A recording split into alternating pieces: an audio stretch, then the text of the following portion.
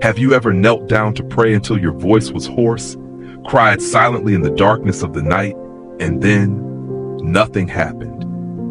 Why is God making you wait so long? This is not just a test. It's a sacred mystery hidden within the pages of the Bible, one that few have enough faith and patience to unlock.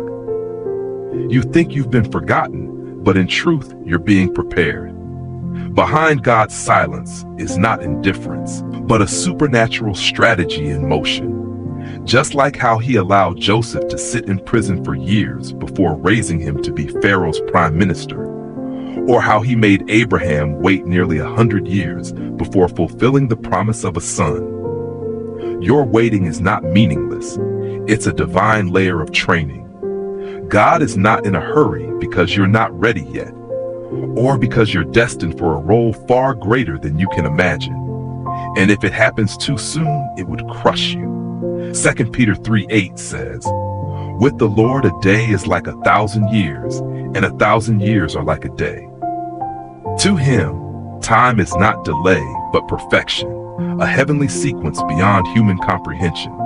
The shocking truth is that many times you think you're being tested, but in reality, you're being hidden. Hidden from the enemy's destruction, hidden for protection.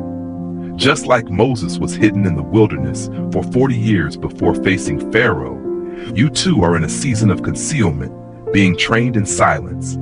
But here is the warning.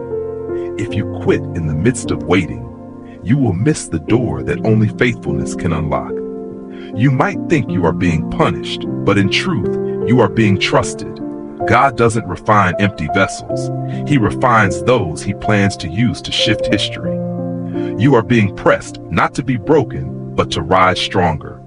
Romans 5:3-4 says, "We glory in tribulations also, knowing that tribulation worketh patience, and patience, experience, and experience hope."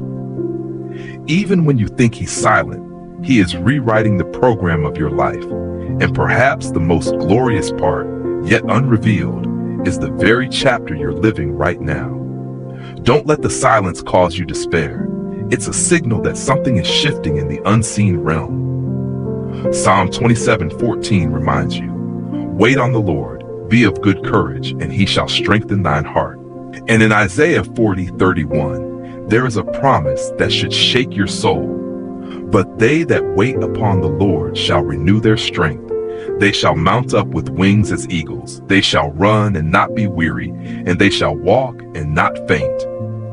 You think you're stuck in place, but in reality, your wings are growing silently. And here is a hidden truth.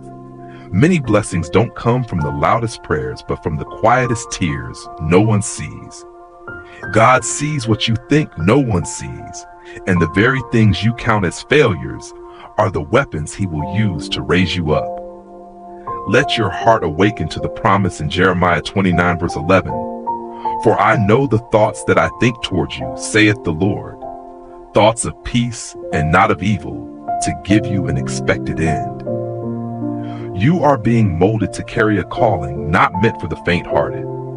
If you've ever wondered why you suffer so much, remember, God doesn't forge ordinary souls. The longer the wait, the more extraordinary the calling he's preparing for you. And here is the challenge. Stop asking God when, and start asking, "Lord, who must I become to receive it?" When you change the question, you change your destiny. You are not being delayed, you are being refined. Waiting does not kill your calling. It proves that your calling is real and strong enough to require a firm foundation. Be alert, for impatient souls are tempted by counterfeits. But if you keep your heart in the fire of patience, you will not only witness the promise fulfilled, you will become a living testimony of an unshakable faith.